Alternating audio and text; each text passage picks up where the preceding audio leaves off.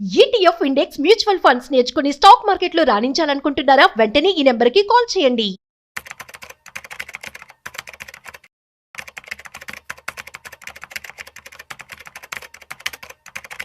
Hi viewers, India's largest digital media network Suman టీవీకి స్వాగతం. ప్రస్తుతం మనతో ఉన్నారు స్టాక్ మార్కెట్ అనలిస్ట్ సుందరరామరెడ్డి గారు. నమస్తే అండి. మనం గత వారం నుంచి చూస్తే రైల్వే స్టాక్స్ బాగా పెరుగుతూ ఉన్నాయి. సో ఈ ట్రెండ్ అనేది ఇలాగే కంటిన్యూ అయ్యే ఛాన్స్ ఉందా? లాస్ట్ 4 డేస్ నుంచి and almost all railway stocks అన్ని కూడా హ్యూజ్ వాల్యూమ్స్తో పెరుగుతున్నాయండి. అండ్ చాలా మంది ఇన్వెస్టర్ అటెన్షన్ గెయిన్ చేస్తున్నాయి అనమాట. అండ్ ఏదైనా న్యూస్ ఉందంటే న్యూస్ అని కాదు, బడ్జెట్ దగ్గరికి వస్తుంది కదా, రైల్వే బడ్జెట్ దగ్గరికి వస్తే అసలు రైల్వేలో మూవ్ అయ్యే ఛాన్స్ ఎక్కువ ఉంటాయి. అందుకని మనం సీజనల్గా చూసుకుంటే పర్ఫెక్ట్ అనమాట ఇవి. అందుకని ఎవ్రీ ఇయర్ కూడా బై డిఫాల్ట్ జనవరిలో బాగా మూవ్ అవుతాయి. డిసెంబర్ ఏమో కానీ జనవరిలో అయితే బాగా మూవ్ అవుతాయి. ఎందుకంటే నెక్స్ట్ మంత్ బడ్జెట్ ఉంటుంది కాబట్టి. ఈసారి ఏం చేస్తారంటే రైల్వేస్ హ్యాండ్లింగ్ కెపాసిటీని డబల్ చేస్తున్నారు నెక్స్ట్ 5 years కల్లా. ప్లస్ రైల్వే సేఫ్టీ కోసం గవర్నమెంట్ వాళ్ళు దగ్గర 2 లక్షల కోట్లు ఖర్చు పెట్టబోతున్నారని చెప్పేసి మార్కెట్లో రిపోర్ట్స్ వస్తున్నాయి రైల్వే సేఫ్టీ కోసం. అందుకని ఈసారి రైల్వే బడ్జెట్ భారీగా ఉండబోతుందని చెప్పేసి ఎక్స్పెక్టేషన్స్ బిల్డ్ అవుతున్నాయి అనమాట. దాంతో లాస్ట్ 4 days నుంచి ఆల్మోస్ట్ హ్యూజ్ వాల్యూమ్స్ అన్ని రైల్వే స్టాక్స్ పెరుగుతున్నాయి, ఒకటని కాదు. బట్ స్టిల్ 1 year హైతో పోల్చుకుంటే చాలా స్టాక్స్ కూడా లాస్లోనే ఉన్నాయి. లైక్ అండ్ ఓరియంటల్ రైల్ చూసాం అనుకోండి 50% లాస్లో ఉంది. అండ్ జేడబ్ల్యూఎల్ చూసాం అనుకోండి 33%, టెక్స్ రైల్ చూసారనుకోండి 31%, అండ్ ఆర్వీఎన్ఎల్ 20% లాస్లో ఉంది, టైటగర్ 22% లాస్లో ఉంది, ఇక్రాన్ 20% లాస్లో ఉంది, రైల్ టెల్ 21% లాస్లో ఉంది, అండ్ రైడ్స్ 20% లాస్లో ఉంది, ఐఆర్ఎఫ్సి 15%, ఐఆర్సిటీసీ 15%. ఇట్లా ఈ మొత్తం కూడా 1 year హైతో పోల్చుకుంటే స్టిల్ లాస్లో ఉన్నాయి ఇవన్నీ కూడా. లాస్ట్ 4 days తో పెరిగినంత మాత్రం ఈ రికవర్ అయ్యేలాగా లేదు. బట్ ట్రెడిషనల్ గా చూసుకుంటే కనుక every year January by default seasonal railway stocks కి, అందుకని ట్రెండ్ కంటిన్యూ అయ్యే ఛాన్స్ ఎక్కువ ఉంది. బై డిఫాల్ట్ జనవరిలో ఏమవుతుందంటే రైల్వే స్టాక్స్ అన్ని అటెన్షన్ బాగా గెయిన్ అవుతాయి అనమాట. ఎనీవేర్ బిట్వీన్ ఒక 8 to 20% వచ్చే ఛాన్స్ ఉంది రైల్వే స్టాక్స్ లో. అందుకని సీజనల్ గా ఇది మంచి టైం జనవరిలో, కాబట్టి జనవరి మంత్ ఉంచుకుంటేనే బెటర్ మనకి రైల్వే స్టాక్స్ ఉన్న వాళ్ళు. కానీ ఎవరికైనా మనీ వచ్చిందంటే ఏం లేదండి, లాస్ట్ 1 year ఉంచుకున్న వాళ్ళు ఇంకా లోజర్ సైడే ఉన్నారు, బాగా డ్రాప్ అయి ఉంది. ఇదొకటి, ట్రాన్స్ఫార్మ్స్ ఒకటి, అండ్ ఐటీ స్మాల్ క్యాప్ ఒకటి బాగా డ్రాప్ అయి ఉన్నాయి అనమాట. ఇవన్నీ కూడా ఇప్పుడిప్పుడే రికవరీ మోడ్ లో ఉన్నాయి. జనవరి అంటే ఒక సీజనల్ అనుకోవాలి, ఒక సీజనల్. మనకి సర్ప్రైజ్ అనిపించినా సరే ఏ మంత్ లో ఎంతెంత పర్ఫార్మెన్స్ ఉంటుందో మనకి హిస్టారికల్ డేటా దొరికింది, దాన్ని సీజనల్ ఫ్యాక్టర్స్ అంటారు. సింపుల్ ఎగ్జాంపుల్, స్వెటర్స్ కొనాలి అనుకున్నాం అనుకోండి, సమ్మర్ లో డిస్కౌంట్ ఇచ్చిన కొనరు కదా, సమ్మర్ లో డిస్కౌంట్ ఇచ్చిన కొనరు, వింటర్ వస్తే తీసుకుంటారు కదా అందరూ, రేట్ ఎక్కువ. Seasonal, that is called seasonal effect అనమాట. అలాగే స్టాక్ మార్కెట్ లో కూడా సెక్టార్స్ కి లేదా స్టాక్స్ కి సీజనల్ ఎఫెక్ట్ ఉంటుంది, ఆ సీజన్ లోనే పెరుగుతాయి. ఎగ్జాంపుల్, మనకి దసరా దివాళీ టైంలో వెహికల్ సేల్స్ బాగుంటాయి, స్టాక్స్ కూడా మూవ్ అవుతాయి, బాగా మూవ్ అవుతాయి, స్టాక్స్ కూడా మూవ్ అవుతాయి. ఈ సంవత్సరం సెప్టెంబర్ అక్టోబర్లో 15% పెరిగినాయి ఆటోమొబైల్ సెక్టర్ మొత్తం, 15% పెరిగినాయి. ఎందుకంటే ఆ సీజన్ కి రెడీ అవుతారు. రైల్వే స్టాక్స్ బడ్జెట్ కి 1 month ముందు, అండ్ అగ్రికల్చర్ స్టాక్స్ వర్షాకాలానికి 1 month ముందు, ఇలా పర్టికులర్ గా ఉంటుంది.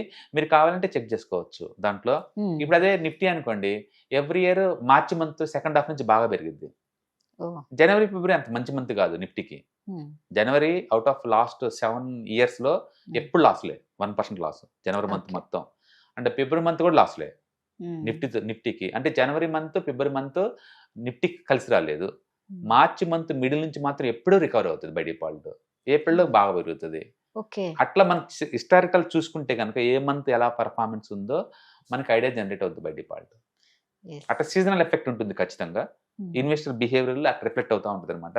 అలాగే రైల్వే స్టాక్స్ మొత్తం బై డిఫాల్ట్ జనవరి మంచి సీజన్, అందుకని జనవరి కంటిన్యూ అయ్యే ఛాన్స్ ఎక్కువ ఉంది. కాబట్టి ఈ ట్రెండ్ కంటిన్యూ అవుద్దా అంటే అవును, నెక్స్ట్ 1 month కంటిన్యూ అయ్యే ఛాన్స్ ఎక్కువ ఉంది. బట్ స్టిల్ ఎక్కువ మంది బెనిఫిట్ ఏం లేదు, లాస్ రికవర్ అవుతుంది అంతే. అదే లాస్ రికవర్ అవుతున్నారు, ఎందుకంటే 1 year బాగా లాస్ లో ఉండింది కాబట్టి ఇప్పుడు రికవరీనే అని చెప్పుకోవాలి. రికవరీ మోడ్ లో ఉంది కాబట్టి జనవరి మంత్ అంతా ఉంచుకొని ఫిబ్రవరిలో డిస్కస్ చేయొచ్చు. సో ఈసారి బడ్జెట్ లో ఏ సెక్టార్ కి ఎక్కువగా కేటాయించబోతుందండి? ఇప్పటి వరకు అయితే మార్కెట్లో ఉన్న రిపోర్ట్స్ ప్రకారం అయితే రైల్వే సేఫ్టీ కోసం ఆల్మోస్ట్ 2 లక్షల కోట్లు కేటాయించబోతున్నట్టు, అండ్ రైల్వే హ్యాండ్లింగ్ కెపాసిటీని నెక్స్ట్ 5 years కల్లా డబల్ చేయబోతున్నట్టు న్యూస్ వస్తున్నాయి. కాబట్టి రైల్వేస్ కి ప్రయారిటీ దొరికే ఛాన్స్ ఉంది. రెండోది, డిఫెన్స్ ఈసారి చాలా పెద్ద బడ్జెట్ పెరిగే ఛాన్స్ ఎక్కువ ఉంది. ఎందుకంటే ఈ మేక్ ఇన్ ఇండియా డిఫెన్స్ ఎక్కువ బడ్జెట్ వాళ్ళకే కేటాయిస్తున్నారు. ఇప్పటి వరకు ఇండియా తయారయ్యే టోటల్ డిఫెన్స్ లో ఒక 65% వరకు లోకల్ మ్యానుఫ్యాక్చరింగ్ ఉంది. కాబట్టి వాటిని ఎక్స్పోర్ట్ ఓరియంటెడ్గా ఎంకరేజ్ చేయడం కోసం గవర్నమెంట్ వాళ్ళు బాగా స్పెండ్ చేసే ఛాన్స్ ఎక్కువ ఉంది. కాబట్టి డిఫెన్స్ కూడా బడ్జెట్ పెంచొచ్చని మన మార్కెట్లో రూమర్స్ వినిపిస్తున్నాయి. అలాగే అగ్రికల్చర్ దానికి కూడా గవర్నమెంట్ ప్రయారిటీ ఉంది కాబట్టి వాటికి కూడా కేటాయించే ఛాన్స్ ఎక్కువ ఉంది.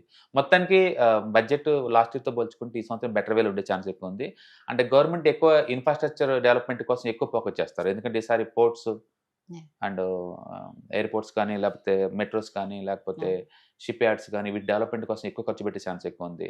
లాస్ట్ ఇయర్ గవర్నమెంట్ వాళ్ళు కెపాసిటీ ఎక్స్పాన్షన్ కోసం ఆల్మోస్ట్ 13 lakhs crore స్పెండ్ చేశారు. Only government capacity expansion. ఈ సంవత్సరం అది maybe more than 15 lakh crore పెట్టినా కూడా పెద్ద ఆశ్చర్యం లేదు. ఎందుకంటే ఈ గవర్నమెంట్ గ్రోత్ ఓరియంటెడ్ ఫోకస్ చేస్తున్నారు కాబట్టి ఆ ట్రెండ్ కంటిన్యూ అయ్యే ఛాన్స్ ఎక్కువ ఉంది. కాబట్టి ఈ సంవత్సరం కూడా ఇన్ఫ్రాస్ట్రక్చర్ బాగా మూవ్ అయ్యే ఛాన్స్ ఉంది, రైల్వేస్ బాగా మూవ్ అయ్యే ఛాన్స్ ఉంది, అండ్ ఇది డిఫెన్స్ కూడా ఎక్కువ పెట్టే ఛాన్స్ ఎక్కువ ఉంది. కాకపోతే ఈ జిఎస్టీ డ్రాప్ చేసిన తర్వాత యావరేజ్ మీద ఎంత డ్రాప్ అయింది, ఇన్కమ్ ట్యాక్స్ 12 lakh వరకు లేదు కదా ఈ సంవత్సరం నుంచి, ఎంత రెవెన్యూ డెఫిసిట్ వస్తుందని చూడాలి. దాన్ని బట్టేసి మనం ఎక్స్పెక్టేషన్ వేసుకోవచ్చు. బట్ ఏదైనా సరే గవర్నమెంట్ ట్యాక్స్ కలెక్షన్ పెరుగుతున్నాయి కాబట్టి లాస్ట్ ఇయర్తో పోల్చుకుంటే ఈ సంవత్సరం పెరిగే ఛాన్స్ ఎక్కువ ఉంది బడ్జెట్ అలొకేషన్ అన్ని సెక్టర్స్ కూడా. సో ఇప్పుడు జనవరిలో ఒక వెబినార్ జరగబోతుంది మీది. ఆ వెబినార్లో అసలు ఏమేమి ఉండబోతున్నాయి, వేటి గురించి చెప్పబోతున్నారు, ఎప్పటి నుంచి స్టార్ట్ అవుతుంది? సో అది రఫ్గా అరౌండ్ 6 hours ఉంటుందండి వెబినార్ టోటల్ డ్యూరేషన్. అండ్ అందులో ETFs, index funds and mutual funds గురించి తెలుసుకుంటాం. మీరు ఎవరైనా బిగినర్ కనుక అయితే అండ్ మార్కెట్లో రావాలంటే మీకు కన్ఫ్యూజన్గా ఉంది అనుకుంటే అసలు అవి ఏంటి, మార్కెట్లో ఏమేమి జరుగుతున్నాయి, ఏమేమి ప్రొడక్ట్స్ ఉంటాయి, ఎలాంటి ట్రేడింగ్ స్టైల్స్ ఉంటాయి, అంటే ఎట్లా మనం ఈజీ రూట్లో అంటే రిస్క్ తగ్గించుకొని మనం సంపాదించుకోవచ్చు, ఇలాంటివి డిస్కస్ చేస్తారనమాట. ఇందులో బేసికల్గా ఏంటంటే ETFs, index funds, mutual funds ద్వారా మనీ ఎలా మేక్ చేయొచ్చు, మనీ ఎలా ప్రొడక్ట్ చేసుకోవచ్చు, మనీ ఎలా క్రియేట్ చేసుకోవచ్చు, మీకు ఫౌండేషన్ పడుతుంది అనమాట. మీరు కంప్లీట్ బిగినర్ అయినా, లేకపోతే మీరు ఆల్రెడీ స్టాక్స్ ఇన్వెస్ట్ చేసేసి బ్రేకింగ్ రాకుండా లాసుల్లో అనుకున్నా, ఇలాంటి ప్రోగ్రామ్స్ అటెండ్ అవుతానే మీకు క్లారిటీ వస్తుంది. ఏదైనా సరే మనం ఓపెన్ మైండ్ సెట్ లో ఉండి మనం రెగ్యులర్ గా నేర్చుకోవడం ద్వారా ఏంటంటే కొత్త కొత్త నాలెడ్జ్ వస్తూ ఉంటది, కొత్త కొత్త ఇన్కమ్ సోర్స్ ఓపెన్ అవుతూ ఉంటాయి అనమాట. కాబట్టి ఎవరైనా మీరు స్టాక్ మార్కెట్ లో ఇన్వెస్ట్ చేద్దాం అనుకుంటే మార్కెట్ గురించి మీకు ఏమి బేసిక్ కూడా ఐడియా లేకపోతే ఇలాంటి ప్రోగ్రామ్స్ ద్వారా మీరు అవేర్నెస్ తెచ్చుకోవచ్చు అనమాట. సూపర్ అండి. సో నిజంగా ఎవరైనా సరే ఇంట్రెస్ట్ ఉంటే మాత్రం ఖచ్చితంగా mutual funds and index and ఈటీఎఫ్ల గురించి వెబినార్ క్లాసెస్ ఆల్రెడీ సుందరరామిరెడ్డి గారు దాని గురించి డీటెయిల్స్ చెప్పారు. ఇంకా మీకు ఏమైనా డౌట్స్ ఉంటే మాత్రం కింద స్క్రోల్ అవుతున్న నెంబర్కి కాంటాక్ట్ అవ్వండి. Thank you.